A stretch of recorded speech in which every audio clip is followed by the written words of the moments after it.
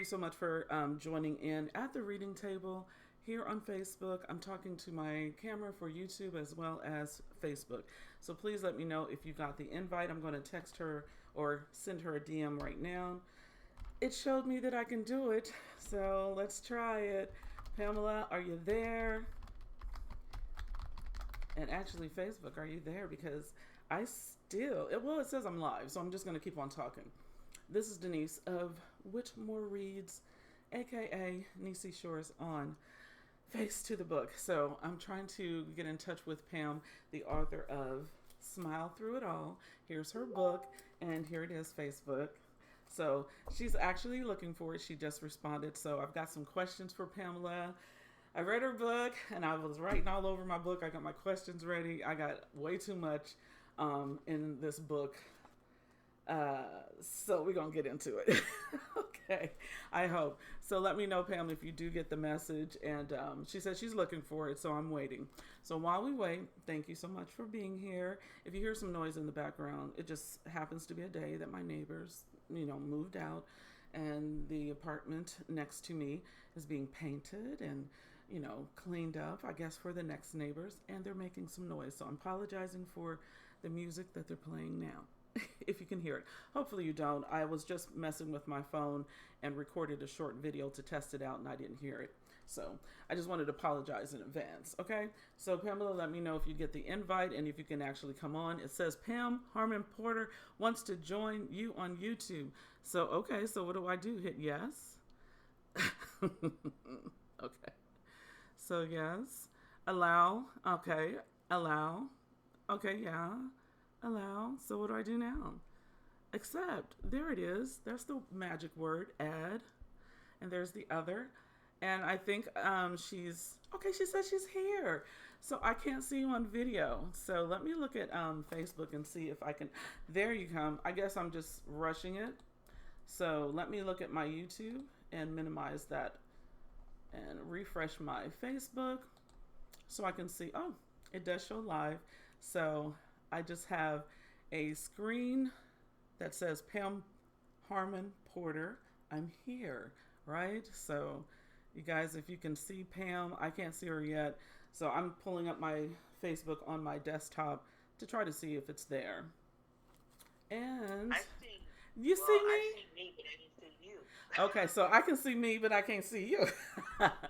So we're going to play that one moment. Okay, oh, Facebook just got my big old mouth on there, which is so apropos. So hold on just a second. Now it tells me I can play it. Okay, so click to expand. All right, there you are. Hi, Pam. So I can't see you on my phone, but I can see you on actual Facebook. And all it shows is my big old face. I need to move back. My God. Hi, Pam. Thank you so much for being here. So we're just going to start because I know you have limited time today. And if you can hear me, let me know because, again, I'm on my phone and sometimes it I doesn't can pick hear up. you great. Okay, now I can Can you hear hear you me? too. Yes, I can. Thank you. Oh my God, I really got to back up. I'm all glasses and mouth, girl. All right, so if I put the book up here, you might not see it. Let's see. Okay, so what I'm noticing is there's a lag. So I haven't even. Okay, there we go. So see what I mean? It's like picking up really big. And I'm so far away from my phone. There we go. Yeah. There she is. There she is. Okay, so I'm going to have to show it here. And what I'll do is, because I'm also recording on YouTube, I'll share this video to YouTube as well. May go on live again after we are finished talking. But let's just get into it, okay? The first thing I wanted to do is let you know I did write all over my book. I wrote all over it, and I'm thinking, I know Pam. But the part that got me is right at the beginning. When you start talking about Big Granny, I was like, I know Big Granny. I met Big Granny. So Lovely. yes, literally, like in real life. And it was just, my childhood was more beautiful because of the strong Harmon women. And so it's just amazing to be talking to you today. I'm telling you, I'm honored. I really am. But let's go ahead and get to question number one. Okay, and basically what I wanted to ask was the About the Author page. And let me back up again. Goodness gracious. So, And about the what? About the author, the first page. Okay. Okay. So when I was reading the about the author page, right, it did answer a lot of the questions that I had. My first question was going to be, or would have been, why did you write this book? And reading from the very first paragraph rather, it answered some of those questions. And I'm just going to read this before you answer, just to show you what my process was, and then you can just expand on it if you want. So, her about the author page, it says, in writing this book, I've discovered so many things about myself. These discoveries have helped me to come to the realization, and I put number one because it answered my question, that I have to continue to learning to love myself in the way I want to be loved by others. And then I put number two because she answered it again. They have also helped me to have learned that I cannot keep looking for the kind of love that I desire in others before having learned to love myself. And I put a little note there that was key, and I put a little heart there. So I'm just going to show YouTube that, because Facebook, it looks like I'm coming up really big. So I would like to know, even though you answered it in the about the author page, what motivated you to write this book? It started out because of the domestic violence part. Of course, when I first wrote the book, I didn't come out with my alopecia yet.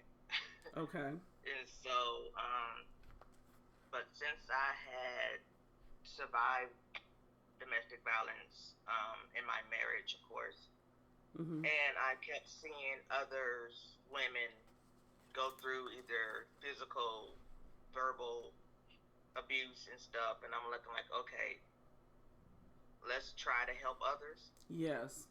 By telling your story. Exactly. And of course, it took me 2 times to write this book, because the first time I couldn't stop crying. Yeah. So, but now it's like I can talk about it without the tears and all that. Exactly. So, but it helps. Only time now I start crying is if others are crying. So exactly. So when I did speaking engagements, when I first came out with the book, it was a little emotional. Yeah. I was really told, don't do 2 speaking engagements in one day because it's draining. It is. Yeah, it can be. Yeah. I can imagine. And when you... That's mainly why. I'm sorry. I said that's mainly why I wrote it. Yeah. You mentioned like when you first start talking to women, and this is before your speaking engagements. So how many women did you like confide in, do you think? Was it like family members or friends? Who did you speak to that kind of boosted you to write the book? It was just regular people, strangers I've seen go through it. Yeah. When I first moved into the apartment I'm in now, I can hear through the wall a young lady going through it, and that reminded me of an incident in Topeka before I moved here to Georgia. Yeah.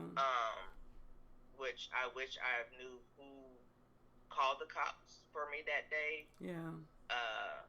Because apparently she heard me going through my domestic violence part, and next thing you know, the cops were at the gate. So yeah. So yeah, I wanted to reach out, but I was like, okay, I don't really know what's technically going on the other side of this wall. Exactly. So I didn't know to call the cops or don't call the cops. Yeah. So but I've talked to family members, I've talked to friends, whoever was willing to listen, I guess. But like I tell most women or men, I can talk to you, I can take you to the water, but I can't make you drink. Hello. So yes, ma'am. So yeah, I can pray for them, hope they get out of that situation. Yeah. Other than that, that's all you can practically do. Exactly. And hopefully they will remember what you told them, and then also pick up the book, because to me, of course, because I know you and your family a little bit, I couldn't separate my feelings and it was almost like I was reading a little sister's book, and I start marking it up. I'm like, well, why, Pam? Well, what'd you do? What? Tell me about this. Tell me about that. What? So I was like, oh no, Pam, that kind of a thing. And I was like, wow, Right. I'm a little connected because didn't know I was going through a lot of that. Yeah, I was like, it was almost like reading someone that you know of, but didn't know what they were going through, and they were dropping the tea, giving you all the details of what you may have not known. And again, I'm older than you, so your cousin Lisa, of course, is the same age as me. And then, of course, every time I would see you, I always thought you were really shy. And so you did mention that several times, and I'm thinking, when I'm reading, I'm like, okay, Pam wasn't shy. I'm like, I need to ask her about this shyness, because okay, there is one part that I really did want to talk about. And this again is talking about Big Granny. And there was a part where, and first of all, I just love about the author. So I did have a question about that. That was actually my second question. So don't let me get off topic, Pam. My second question, after reading the about the author page, I read the book, of course, and then I went back and reread the about the author page. And I'll tell you why I did that. Because the writing seemed a little bit different than the rest of the book. Talking about the author page. So I wanted to know, from just a reader's standpoint, like, when did she write the about the author? Was it before you finished the novel? Was it at the beginning, before you even started, that kind of got you a little rough draft, so to speak, to finish the rest of the book? Or did you write the book and then come back and tie up that about the author page? And I have a reason for why I'm asking that. So can you answer that for me? Some of it was the help with my my publisher. Okay. So that the about the author part and the very last chapter was helped with from my publisher. Okay. So because of course she did some editing and stuff, and we went back and forth. Of course, this is pandemic time, so you can't spend too much time together. Exactly. Yeah. So PDF is a great thing. Yeah. So we would email the book back and forth, and what's weird is I would literally sit and listen to the words, and then if something clicked, and looking like, okay, wait a minute, let's back up. Yeah. But I think about the author part is me and her collabo. Okay. On that part. Yes. And the reason, and I'm going to be 100% honest, the reason why I asked, because the about the author page, it is so descriptive and good, and it's beautifully written. It really is. And then so when I get into the story, I will say, like, the first parts when you're speaking about your marriage and the domestic violence part, I was putting notes in here wanting to know, it felt a little rushed. And to me, knowing that type of lifestyle, I'm thinking, is she protecting him? Is she protecting her own feelings again? Is she kind of rushing through, this is what happened, but not giving a descriptive, like, I didn't get a good sense of how you felt, but also that's, to me, reading again, just being the reader was a sign of, this is how it must have affected her. Let me just go ahead and get this down. I'm going to give you the facts. And I love how you have the dates. And this is what happened on this date. So it reminded me of, like, courtroom hearings when they say, well, where were you on Thursday at 7 p.m.? I'm like, Pam got the dates on what happened. She's keeping a good timeline. So I loved that. But it also, when I was reading it, I thought, oh, not that you had to mention his name. You didn't have to. You could have said Bob, Joe, Billy, whatever. But to a reader, like, we want to know that kind of a thing. And I was thinking, oh, I think Pam's still kind of self-protecting. But it was so good that I'm thinking, I want to ask her that and not shy away from that particular question, because as a reader, and when I read books, I edit all the time. I'm always, like, trying to just read the book without editing. But I've been reading since I was 5 years old. So every book I read now, I'm trying to figure out what was on the writer's mind. Why did they rush through that part? Why did we get such description later? You know what I mean? So do you feel like you were Right. still protecting yourself or the person that did this to you? Um, well, as if you saw, I didn't mention anyone's name in the I book. Not know. even my sister's name. I didn't read. I didn't read. I didn't mention. Well, because Big Granny, of course, that's not her actual name. But Exactly. But that's, so I yeah, didn't. I would have definitely picked up on that. But yeah, I noticed you didn't have any names, and I was like, I didn't mention anyone's yeah, name. In which I also kept. I think I had might have mentioned I'm protecting people who didn't protect me. I didn't want to hurt anyone, even yeah, though I keep saying, why am I saving face for other people when yeah, they hurt me?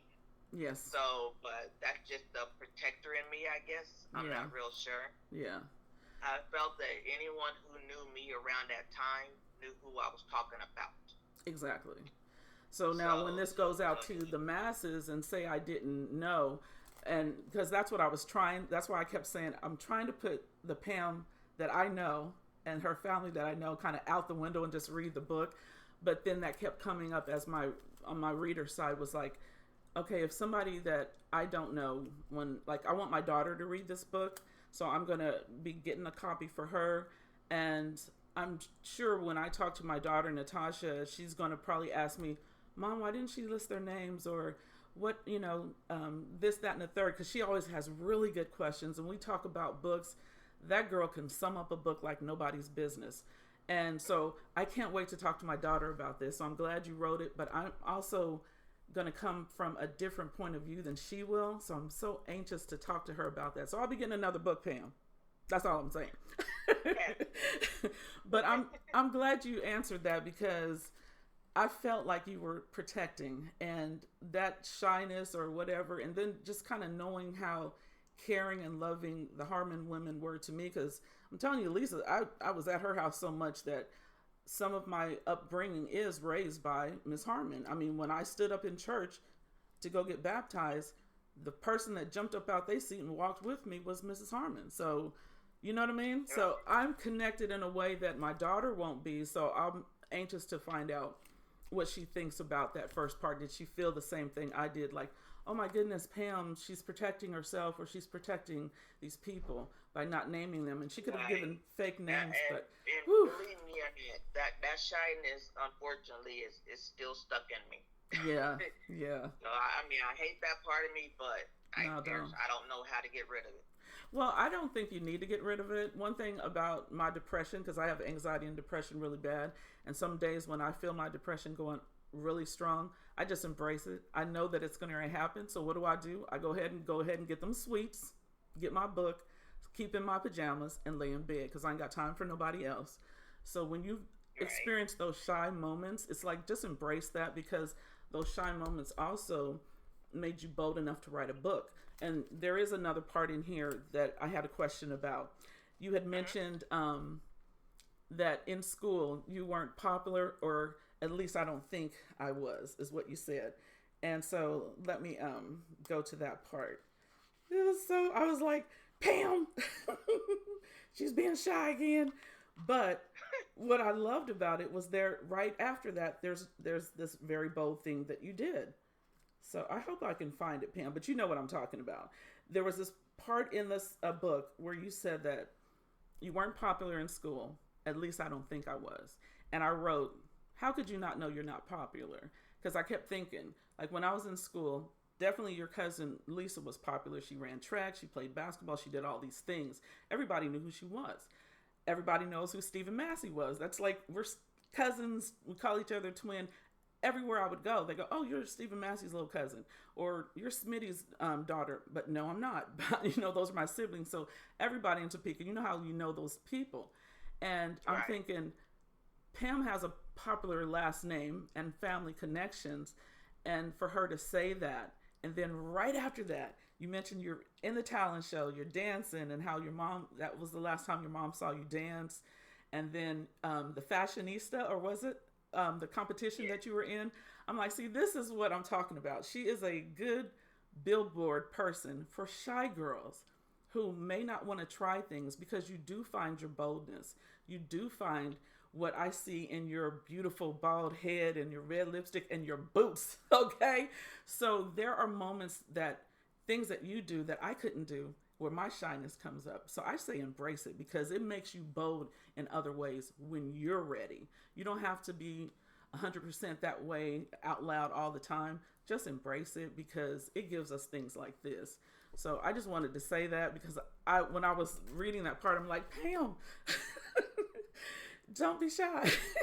You're so bold at the same time. So do you notice how when you're bold? That Harmon last name was popular over at Topeka High. Yeah. I don't know how popular it was at Highland Park. Well, but yeah, I mean, even at Highland Park, people knew who Lisa Harmon was. People know who Rodney Harmon was. And especially with Stevie and all of us who grew up on the East Side that spent so much time at, Poppy's at the center, which of course we're center kids. So we all knew the Harmons. So yeah, we knew you. We knew you by that name. So yeah. But I love your bold moments is all I wanted to say there. So in your adult life, do you think that you're as shy as you were when you were in high school, when you were married during these moments, and then like right now, like in your boldest moments, have you shedded some of that shyness and become more bold? I'm bold when I do security. Yeah. But which I feel like as soon as I clock in, okay, I'm here to do a job. Yes. But if someone say that we're going to someplace I've never been around people I've never seen, the shyness kicks in. Mm-hmm. Just like actually starting this insurance job, I knew since my boss is also my agent. Oh yeah. That was one thing, but your book agent. He'll say call somebody, and I'm looking like, like what if I messed it up? When you say your agent, are you talking about your agent for the job or your book agent? My agent for the insurance job. Okay, so when he asks you to call somebody, that's when you get shy. My book agent, we seemed like sisters all of a sudden because we be on the phone for hours. See, we'll get the book part out the way, and then we become mothers, we become sisters. There you go. Exactly. So it's I think the pandemic was a good time to actually do the book. Yeah. Because I had a lot of free time. Exactly. So, because if I was doing it when it was peak time for security, I wouldn't have probably been able to get the book done in a timely fashion like I did. Yeah. Well, that's beautiful because to me, there were so many things that happened where people, artists and everything just came out and just expressed themselves in ways that they normally wouldn't because they would have always been going to work and on this kind of crazy routine that we put ourselves in to take care of ourselves.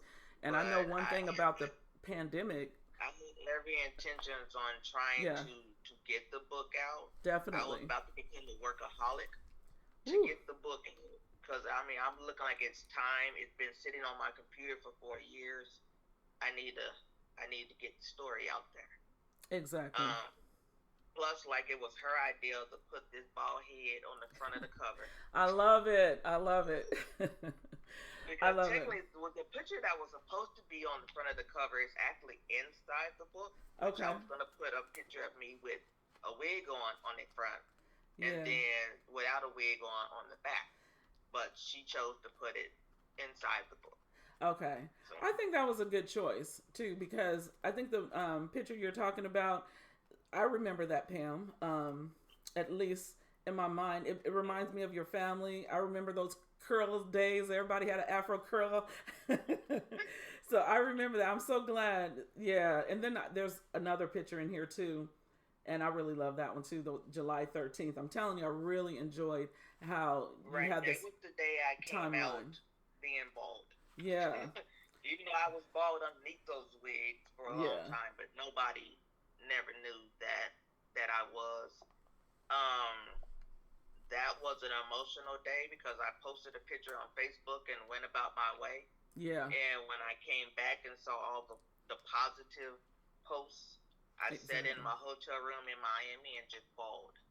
Yeah, and that's in the book, you guys. So don't pass that part up. One of the things that because this was a day read for me, and even with all the note taking I did and the questions that I have that we probably won't even get to today, because some of it, like when you release a book, it becomes mine now or the readers, and so we can do what we will. So some of it I don't even want to discuss. It's just some questions that I had that I can even ask myself and how I would handle this situation.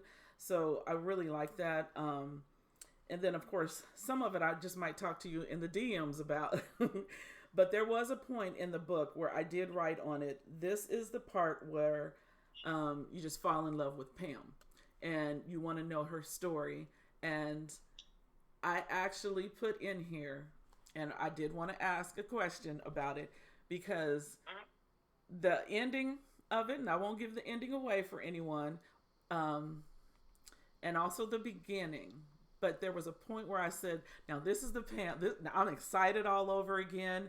Um, it was almost like in the beginning where it wasn't descriptive enough to me to figure out. Okay, if you said you're lonely, give us some lonely days. Don't just say you're lonely. Like I want to know some of those times that you came home repetitively and were by yourself, and then you met someone, and then we kind of rejoice with you, but we didn't get that. And then later we got some more of what Pam felt, and I was like, this is so good.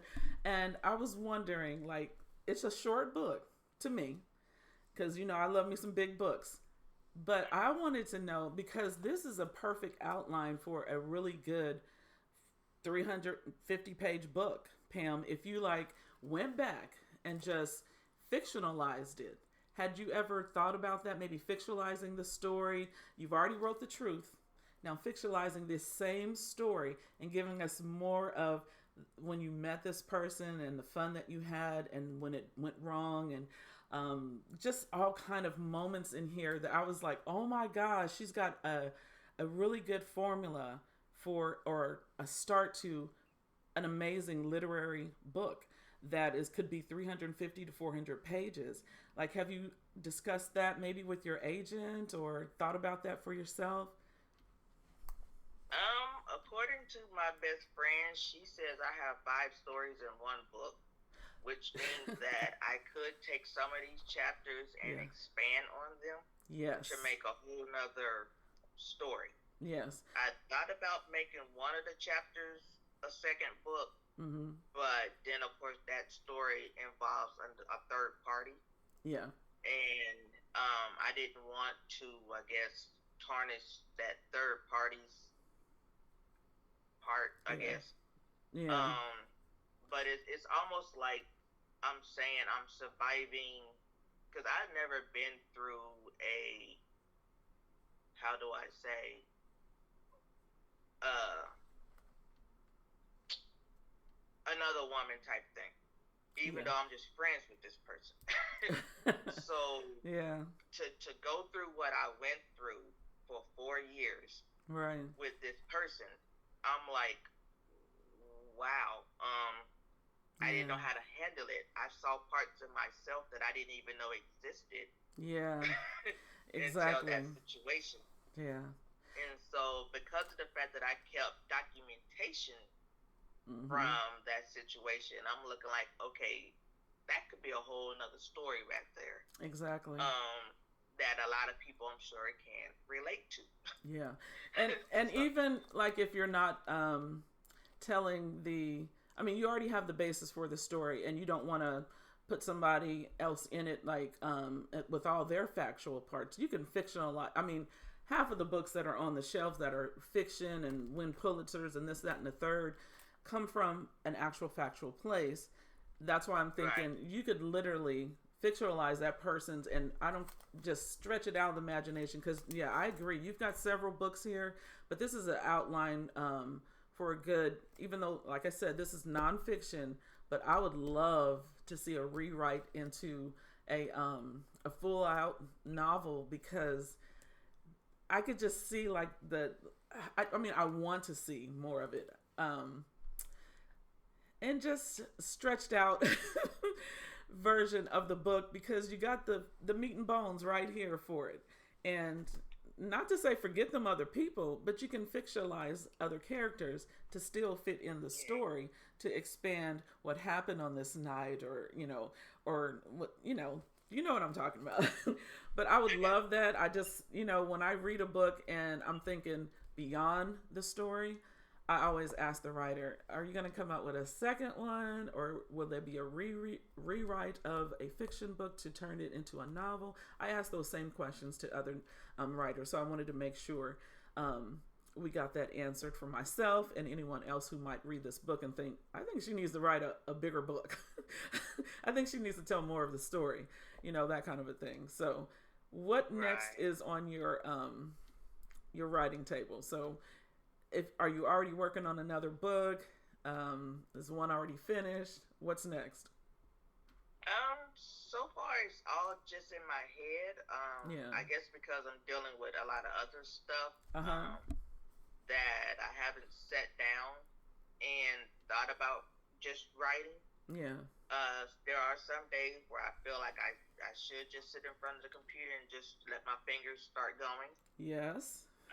But so far, I mean, even though part of me wants to write one of my son's stories, but to me, that's not my story to write. I can write it from a mother's perspective. Exactly. But I can't write it from his perspective. Yeah. But I don't really tell a lot of people about that part, just because I would have to have a conversation with him to say, okay, is it okay that I write my story on what's going on?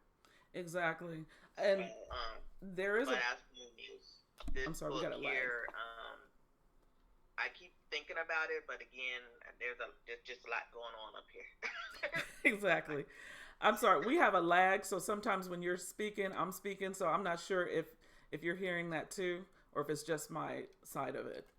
But I did have a question about the boys as well, because I wanted to know, like, how they felt about certain things, or to me, that's you already answered it, and that's a perfect answer too, because speaking to your sons about what happened, even though it's your story and they're a part of your story, speaking to them is definitely crucial and important, because it also shows that you're protecting your sons, and I love that.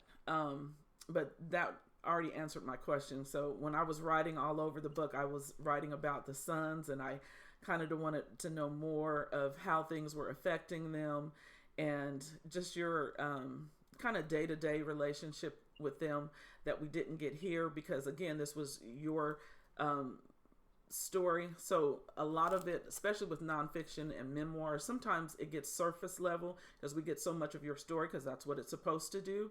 But then we get these side characters, which are real people, but they're side characters that we still want more meat from.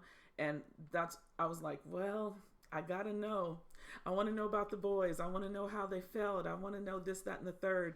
And your friends that were around, did you get to speak to someone when you were going through this, other than your family maybe? And one part broke my heart, though. I will say this. One part broke my heart, Pam.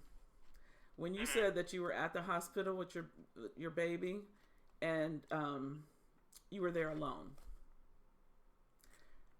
That broke me.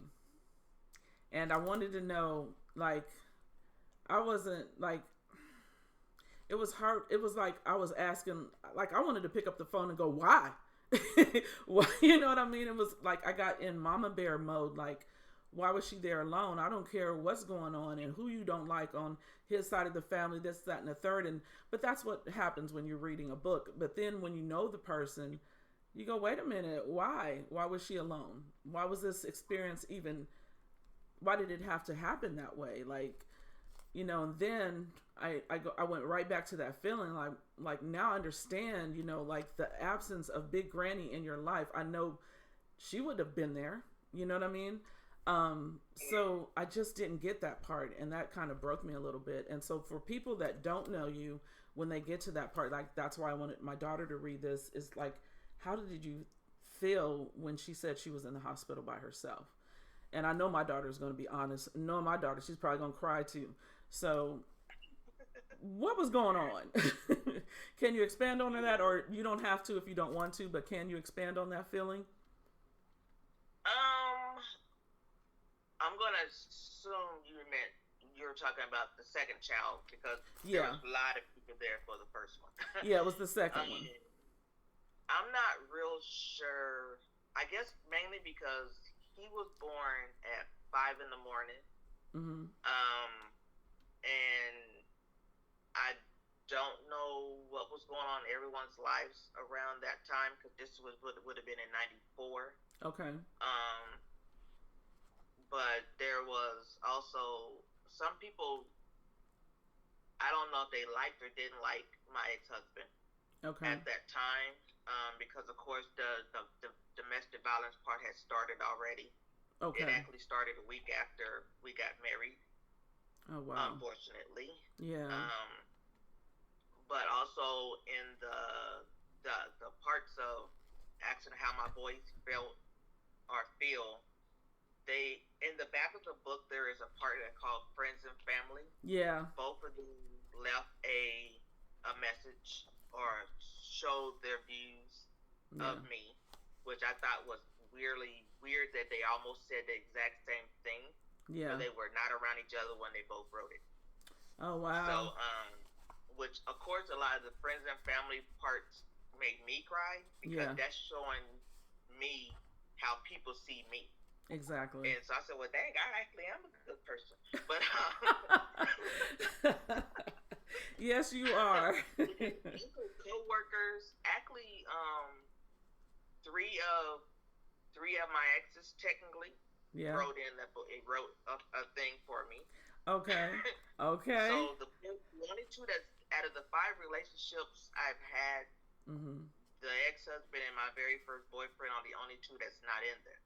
Okay. Mainly because I don't talk to those 2. Yeah. I don't reach out to them because kids are grown. There's no reason for me to reach out. Exactly. To them. So yeah. But my older son refuses to read the book.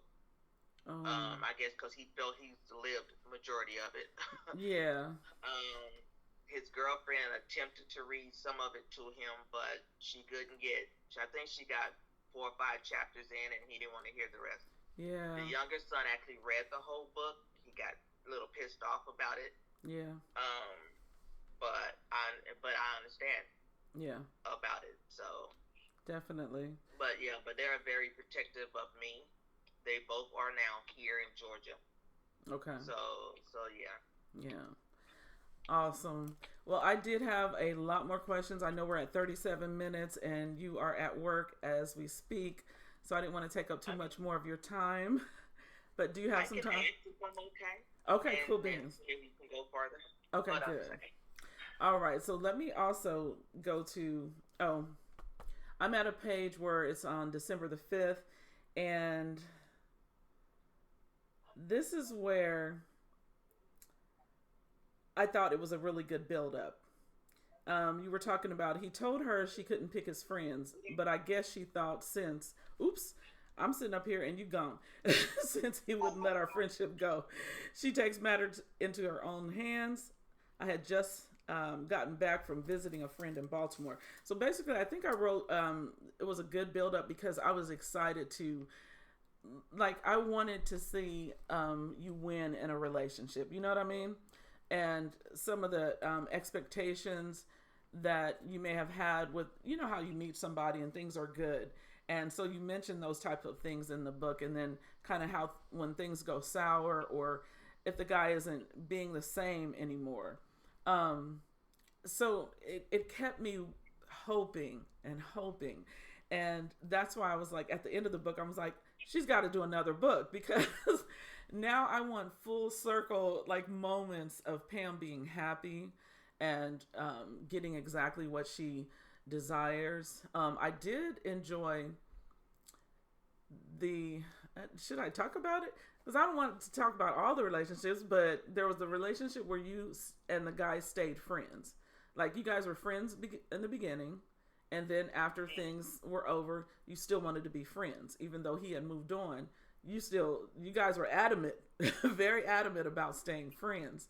And so, are you still friends with this person to this day? Like, do you guys keep up that friendship? Yeah, I'm actually friends with my last three relationships. I'm Okay. still friends. The very last one I wrote about, Mm-hmm. we're cordial, I guess you can say. Yeah. We don't do this weekly, daily, whatever, monthly talking. Yeah. But like if birthdays or whatever come around, we'll wish each other happy birthday, happy new year, whatever. Yeah. But I don't really reach out to that particular one, and I only say that because Yeah. if Let me I take off spent these 8 glasses. months Mm-hmm. getting to know you, you getting to know me, and Mm-hmm. then you do exactly what others have done, Exactly. I don't really have much respect for you Right. because you didn't have respect for me. Exactly. So, but what's weird is I kind of I have this thing of because of what happened with the other lady trying to break up. I don't do breakups over text or emails. Yeah. I need a loud voice, or Yeah. I need to see you face to face Exactly. Handle for business me like to a break grown it. person. Or even for friendships, if you're only letting me go because someone else came into your life, I still need it to be Closure. vocal Yeah. because of the fact that what I learned from one situation Mm-hmm. has taught me going forward. I need vocal. I don't trust non-verbal type stuff. If it's in writing, Yeah. who wrote it? Exactly. Exactly. If it's I in a love text, that. who sent it? So, Exactly. like, because I mean, people take people's phones and they do what they want to do, or they get into their emails Yeah, and they try to exactly. send an email to break up some stuff. And I'm looking like, no, I need a live voice, and I need the reason behind what's going on. Exactly. I feel that. That's the grown way to handle things, Pam. I love that. And also put on a part here that I said read. So I just want to read this. I don't even know where I'm at now. But okay. We started hanging out at each other's place to a point where I ended up asking him, were we a couple? And he said yes. You see, I was used to the man asking you to be his lady. These were the days where if you're hanging out a lot, just that just makes you a couple. And although I knew that, I still needed my question answered. I was like, she better boss something, tell him. But no, seriously, I absolutely love that because it kind of brings back how when we would go somewhere, if you go to a party, a man asks you to dance. If you were spending time with each other, at some point he was going to ask you to be his lady, to be his woman, to be his girl. And you kind of fast forward to way these relationships are fast on the internet, fast in person, fast this, that, and the third. And people wanting to talk to you during FaceTime and they think it's a relationship or what have you. No, let's go backwards. Let's be, grown up about it and ask me. And I love that part. It's one of my favorite parts in all the relationships where Pam just was like, "Let me speak up and let him know," and I love that. So, do you feel like when you, especially now, of course, raising kids that are of a different time than you, when you said this, do you feel old school? Because every time I talk about something old school, your kids will kind of give you this look like, Mom, that was back in your day. Does that feel old school to you, or does it still feel the way things that should be? Because I love it. I wish it would come back to this moment where guys asked you that instead of just assuming just because we hanging out. Like, be upfront about it. Just like you said, breaking off a relationship. Let's break it off face to face. Let's not sugarcoat it and put it in a post-it note or email or just see me on the street and ignore me. Let's have a conversation about it. So, do you still feel this way? And do you think it's old school? Because I'm 60, you still young, and I want to know. I'm just 4 years behind you. Pam, But that's young. what's weird is that was a guy that I actually met in person. Yeah. And so, but of course, he was older than me, Mm-hmm. but at that moment, I hadn't had a relationship in 12 years. Oh, wow. So I'm looking like, okay, did something change? I know we've been out a lot, but at what point Exactly. do I figure out that we're together, Yeah. together? Because I didn't want to be a cheater and Mm-hmm. not, and without knowing that I'm cheating. There, there you go. So that's why I decided to ask the question: are we a couple? Mm-hmm. So I would know, confirm that okay, this is the only person I'm supposed to be hanging with. Exactly. And so because the last two relationships were we met on the internet, so it was a little different. You had to Mm-hmm. get to know each other via internet and stuff. Yeah. Then got to know each other in person because those two also were long distance relationships, Mm-hmm. which right now these days I don't really want another long distance relationship Yeah. because you can't just spontaneously go on a date if Exactly. you 700 2,000 miles away from each other. Exactly. Because one of those relationships, of course, is all the way in Chicago, then another one's Oh, all the way in wow. California. So you got to get on some type of public transportation or flights or whatever for that Exactly. date to happen. Exactly. I mean, truly, like back in the day, I was looking like, okay, we can have a date via computer or phone, both go to the same movie, both go to dinner, but that's not the same as in person. Exactly. It's not tangible, and I need Yeah. tangibility. I know that, first Right. of all, that type of distance is a breakup to me. The distance broke us up. I couldn't get there no more. You couldn't get here no more. I'm exhausted with the planes and trains and automobiles. The distance broke us up. We can break up in person, but please no, I can't do the distance. I commend the young people now and people that are trying their hardest to have relationships with people that they um, are connecting with on the internet. I've had that experience myself once, and it lasted 7 years. So, but we were pretty much, it's Dallas Fort Worth area. So that relationship was a very long one, and we did meet on the internet, just joking around because I'm silly and he's silly, and we were just talking. Fast forward, we went out to dinner, and 7 years later, we were still together. So it can work, these internet type of meetups and stuff, but and I don't regret the relationship. I just think I grew out of it because I'm older. I don't want to sleep Right. next to somebody. And if I do ever entertain that, when I was reading some of the relationships, I'm thinking Pam is just making sure. Um, First of all, I'm thinking I'm shyer than Pam because I can't like the that one person that I met on the internet. I don't even think I can actually do that again. And if it wasn't for him, like, you know, asking me out to dinner like a guy should, or to me should, I mean, I would ask a guy out to dinner if I knew who it was. But if I don't know, I'm not. That's where my shyness comes in. I'm not gonna do it. The guys are gonna have to come to me. So, and even that guy, I let him know. We keep going out on these dates. Believe me, I don't do short term. I was married for a long time, and then I got married again for a long time. I have long relationships. So, you ready for that? That kind of a thing. So, I commend you on being bold enough to explore and open up because to me, that says a lot about who you are as a woman and the things that you went through, that you are still, number one, knowing your worth, that you're worth a relationship, that the relationships are all not going to be like that first one. They're not going to be like maybe the second or third, whatever.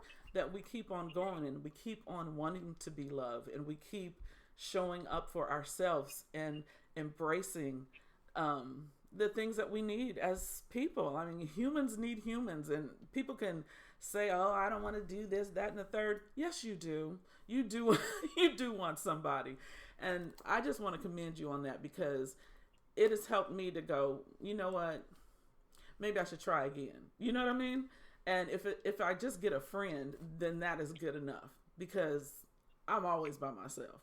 So thank you for that, Pam. I You're appreciate welcome. that.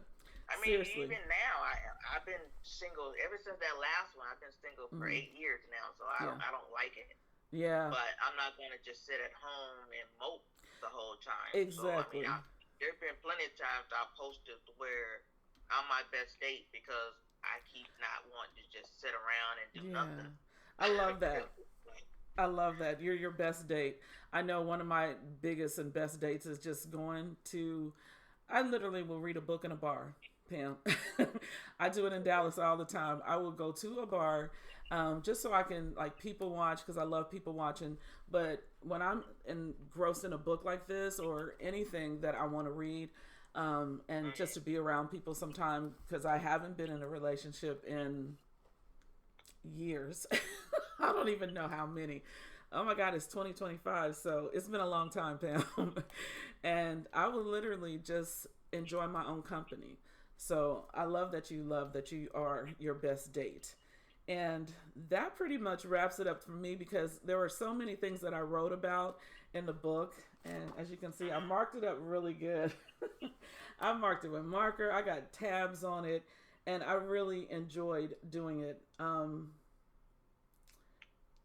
Yeah, I got a lot more questions, but y'all gonna have to figure out your own questions, and maybe you can reach out to the maybe you can reach out to the writer and read this book. Get the book straight through Pam. I got my book really fast, like I told you guys. She did leave a link and where you can get the book, and she gives you these amazing cards that come with it. And I am actually dropping mine at the coffee shops that I love. I wanted to let you know that. Because they have all kind of business cards and people pick them up all the time. I pick them up too, to check out books, to check out singers or poetry night or whatever. So I'll be putting yours in the stacks where I go to my coffee shops that are really busy, and hopefully you'll get some sales through there as well. I appreciate your time. I'm glad that you are just who you are and embracing who you are and showing us that we can actually smile through it all. We can tell our story and we can inspire others. And I'm just hoping for several more books. So get them out your head, Pam. Put it on paper. yeah, I gotta get them out my head into the computer and then on paper. Yeah. Yeah, my son Dante is writing a book. I'm still working on several that I need to finish up. So it's inspiring. So I really want to thank you for that. And I hope you guys enjoyed this live. I'm not coming back on live to talk about any other books. This is it. This is Pamela Porter and her book. And I hope you guys get it. And I'm sorry that we are doing this on my cell phone. And the picture, as you guys have seen, is beautiful. Thanks, and I Pam. very much appreciate you in this interview. Appreciate my boss for letting me do the interview. Yes, thank your boss for me. Thank you so much, Pam. He's a big support because he actually lets me. Because when I left the room once, I went and grabbed a copy. Did you? Because I have some up front at my desk, and so some of the people have actually bought some out of here. Yeah. So I've been very appreciative of a supportive boss. Because he's not just my boss, he is also my insurance agent. There you go. That's awesome. So he promotes it sometimes too, so I appreciate that. Yeah, I was trying so hard not to be so chatty. I was like, I'm on a timeline here, so I appreciate him and you getting on this live with me and talking about your book. I hope that you sell. I am going to ask Facebook, just from this live, please to make a comment below if you have bought the book. If not, I expect 20 people to purchase the book. It's an investment. It's support. If you are from Topeka, Kansas, and you're buying the book, and there's 20 of y'all that buy the book, the other 10, so I'll raise it to 30 people that watch this live, whether it's on the recorded or right now, please purchase the book and get in there, mark it up and go, I want to, I learned something here, and especially in the back of the book. I really appreciate all the information that you gave in the back of the book about domestic violence, about alopecia, about even the information about your father. That's one of the things that I wanted to talk about too, but maybe another time, maybe on book number 2. Okay. So you guys, I challenge you to purchase and support Pam. Get the book, read it thoroughly. If you have writing aspirations, you want to write, and you've got projects like myself that are not done, let this push you to finish those books and projects and get them out there so you can talk to people like me who love to read. Thank you guys for being here. This is The Reading Table with Pamela Porter and Denise Diane, aka Nisi Shores. Bye. Bye, Pam. Thank you. Thank you. All right, hon. Bye-bye.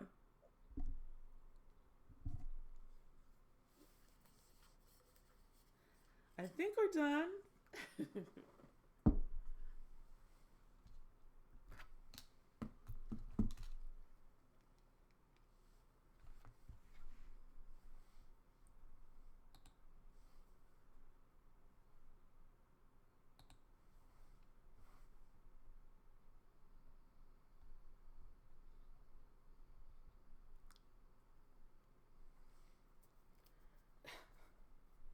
Actually, just figuring this out, I have invited an author to speak with us today on a book I just read. Right, and if you are there, and while we thank you so much for joining in at the reading table. Please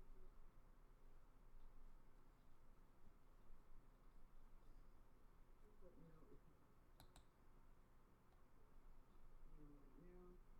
It shows me that I can do it. Are you there? Well, I can't see you on my phone, but I can see you on actual Facebook. And I'm just there with my big old face. Let me remove that. God. Hi, Sam. Thanks. Stand on that, or you don't have to if you don't want to, but can you express how you're feeling? I'm gonna assume you're talking about dinner, but that's not the same as in person. It's not tangible. And I need tangibility.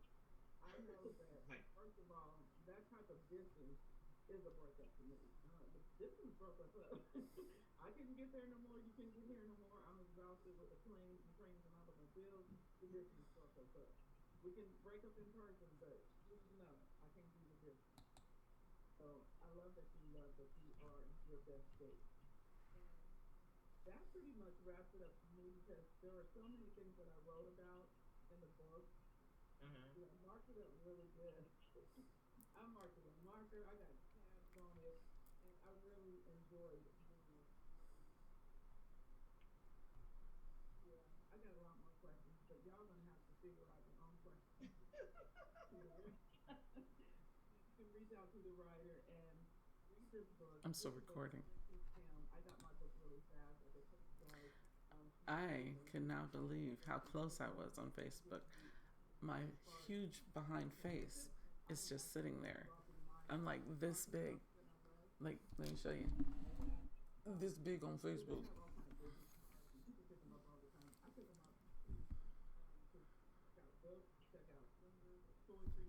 As you can hear. So this was my experience doing my first live with an author, and I encourage you to get her book. Let me shut my live off or turn it